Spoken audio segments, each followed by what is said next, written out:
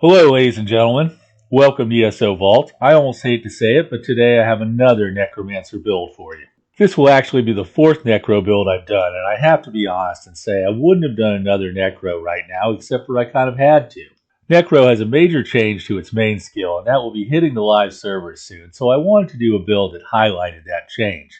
Now, this isn't a meta build, not that I have anything against the meta. I look at that stuff all the time. With all the builds, I try to follow what I refer to as the 3 R's. That's readily available gear, reproducible rotations, and reachable DPS. Okay, now the preliminary stuff is out of the way. I've actually had the video for this build in the can for almost 2 weeks now. This character was wiped from the test server over a week ago, and I've been sitting on the video while I worked on other content. Well, I finished the other things I was working on, and now, ready or not, here's today's build, Fallen. The first thing I have to talk about is actually the helm this guy's wearing.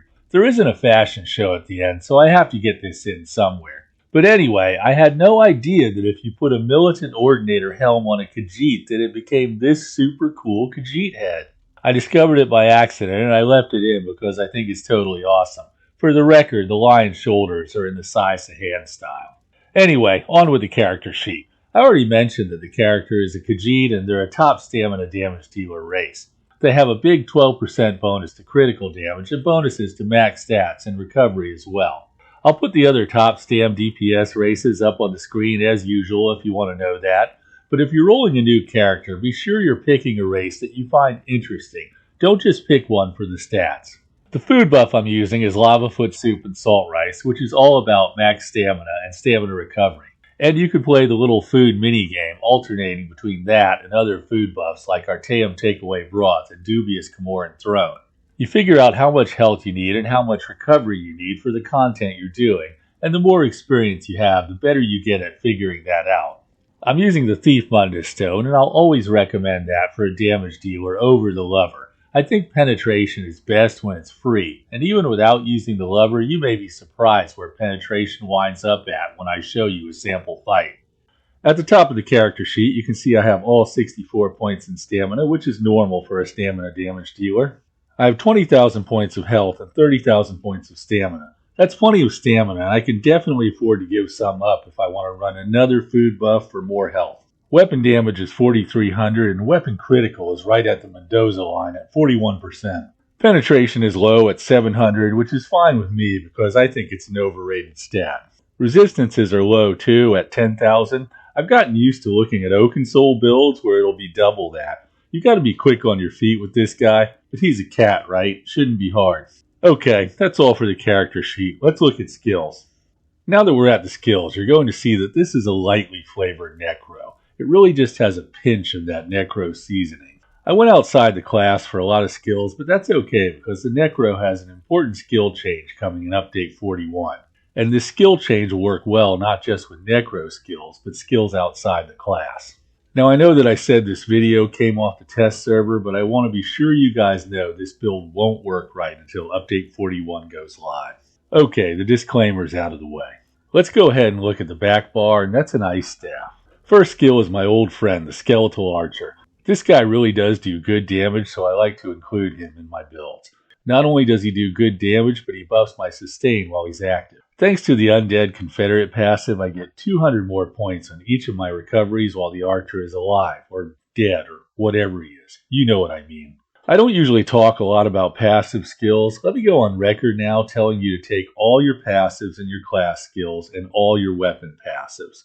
Next skill is Elemental Susceptibility from the Destruction Staff skill line.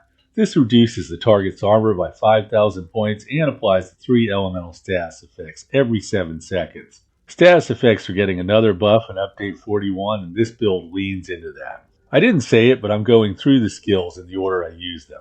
The next skill is Gravelord's Sacrifice. Gravelord's what? Sacrifice. Gravelord's Sacrifice.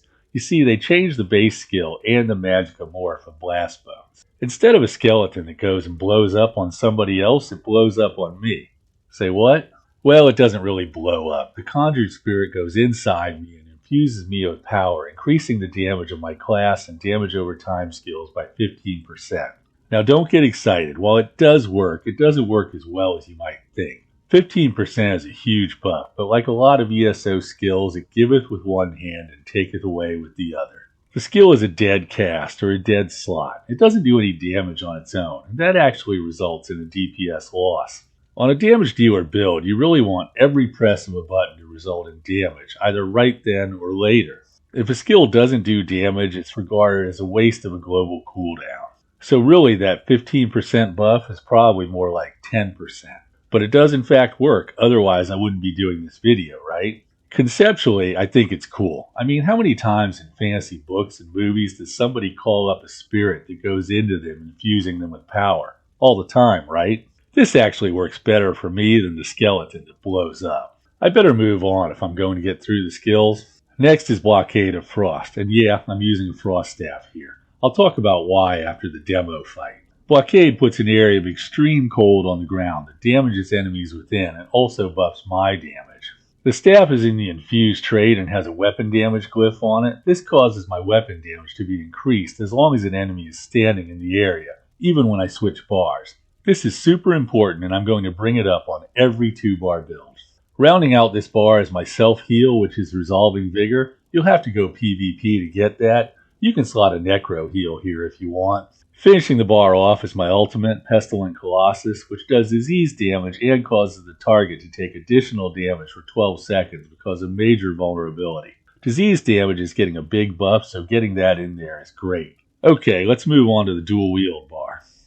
Right away you can see I have only one Necro skill on my damage bar, and you might even be familiar enough with Necro to think I'm missing out on the Necro's passive buff to crit chance on low health enemies. Although I appreciate the Necro's Death Knell passive, the dual wield skill line has its own boost to execute damage. The Slaughter passive increases the damage of dual wield skills by 20% on enemies below 25% health. So I have 3 dual wield skills that are going to do 20% more damage on low health enemies. Now you're talking. First on the dual wield bar, I lay down Barbed Trap. This is a Fighter's Guild skill that does damage to enemies that are near it, but more importantly, it gives me the Minor Force buff. Minor Force increases my critical damage by 10%. This is another reason I prefer the Thief Mundus Stone. I really want to maximize my critical chance because then I can get more out of Minor Force. Barbed Trap does bleed damage and can cause the hemorrhaging status effect. Now we get to the first dual wield skill, and that's Rending Slashes. Rending Slashes is a single target skill that causes bleed damage over time. Next I'll spin up Deadly Cloak, which is another dual wield skill. This does great damage to enemies around me and reduces the damage I take from area damage effects. You guys know I don't go anywhere without Deadly Cloak when I'm dual wielding. That brings me to my third dual wield skill, and that's my spammable, Rapid Strikes. Rapid Strikes is a channeled single target attack. All 3 of my dual wield skills are going to get buffed by my Gravelord Sacrifice skill and its 15% increase to damage over time skills. You can see that reaching outside the class for skills doesn't hurt me a bit when they're the right skills. Now with my next skill, I did actually make a nod to the Death Knell passive by slotting Detonating Siphon. It's not there to use, I'm just taking a passive increase to my crit chance during the execute phase. Now I could have slotted Camouflage Hunter here and picked up 3% more weapon damage, but honestly it didn't work as well as the passive crit from the Siphon. Now if I'm running content with a tank and I can get behind enemies all the time, Camouflage Hunter would give me Minor Berserk. But sometimes I just like to free myself from any positional requirement. Trying to get behind enemies all the time can be a pain, and sometimes it can be deadly if I get trapped. But on your character, it's your call. Slot Camo Hunter if you want. Speaking of Fighter's Guild skills, the last skill on my bar is Flawless Dawnbreaker for that passive boost to weapon damage. That's a wrap on the skills section. Let's see how they all work together. I drink a potion of weapon power, summon the archer, elemental susceptibility, sacrificial bones, wall of elements, then my ult. Bar swap, trap, slash, cloak. Then I use rapid strike 6 times. After that it's rinse and repeat. Oh, don't forget to weave in a light attack before every skill. I'm lousy at it, but that never stopped me. Look at this archer guy. He's just steady Eddie, plugging away there. Oh, don't worry about Nomeg Hyrule. He's a professional. He does this all day long. Piece of shit.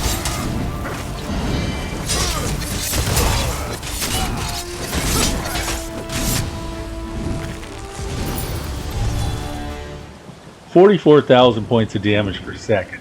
That'll get you where you want to go. Rapid Strikes was a quarter of that, but the list here is long. Status effects are doing a ton of damage. Burning, poison, hemorrhaging, the big three are all substantial. Looking up in the pink numbers at the bottom, you see Minor Brittle. That comes from the Frost Staff, and while I'm on that bar, I'll get 5% more damage. I'm not saying use a Frost Staff all the time, but in this setup, beat out the Inferno Staff. Probably because Burning already has an uptime of 80% here. Let's go ahead and look at the gear. You've seen these sets before, and I haven't really been injecting any variety into the sets. In part, that's because these are really good and easy to get. But it's also because I don't want these videos to turn into a gear showcase. Success in the game is far more dependent on the skills you're using and how you're using them than it is on gear. But in spite of that, I'm going to change up the gear in upcoming videos. I don't want the gear part to become completely stale, even if that isn't my focus. So, having said that, first up is Order's Wrath. This 5-piece set comes from the High Isle, and you can craft it yourself or have somebody craft it for you. I have 2 daggers, both of which are in the charge trait. Flame damage on the main hand and poison on the offhand. That's right, 2 charged daggers. In my limited testing, this beat out having Nirnhoned on the main hand. I told you this build leaned into status effects, and I wasn't kidding. They really add up on this one. On the back, I've got a Maelstrom Ice Staff. It's nice to have, but you can get by without it. Run an Order's Wrath staff here if you want. I did change things up with my Monster Helm. I'm running the Iceheart set, and that comes from Direfrost Keep. Iceheart is a longtime favorite of mine. It surrounds you with a spinning shield of ice that offers protection and at the same time damages nearby enemies. Also, it's got a line of crit. Iceheart is a hard-to-beat combo of protection and damage. My other 5-piece set is Deadly Strike, and that's a serial set that you can buy from guild traders. This really buffs damage over time skills, including Rapid Strikes. When I have a lot of dots, including my spammable skill, this set is hard to beat. Armor here is medium weight with a Divine's trait. If you want to get fancy, wear 1 light piece to maximize your stats through the Undaunted passive. Rings are bloodthirsty with weapon damage and chance. And that covers all the gear. Champion points are Fighting Finesse, Deadly Aim, Thaumaturge, and Wrathful Strikes. And that's it for today's Necro build. Thanks for watching. I hope you enjoyed the video. If you did, go ahead and hit the like button. And to see more videos like this, please subscribe to the channel. For those of you that are already subscribed, thank you. Again, thanks for watching. Have a great day and enjoy your adventures in Tamriel.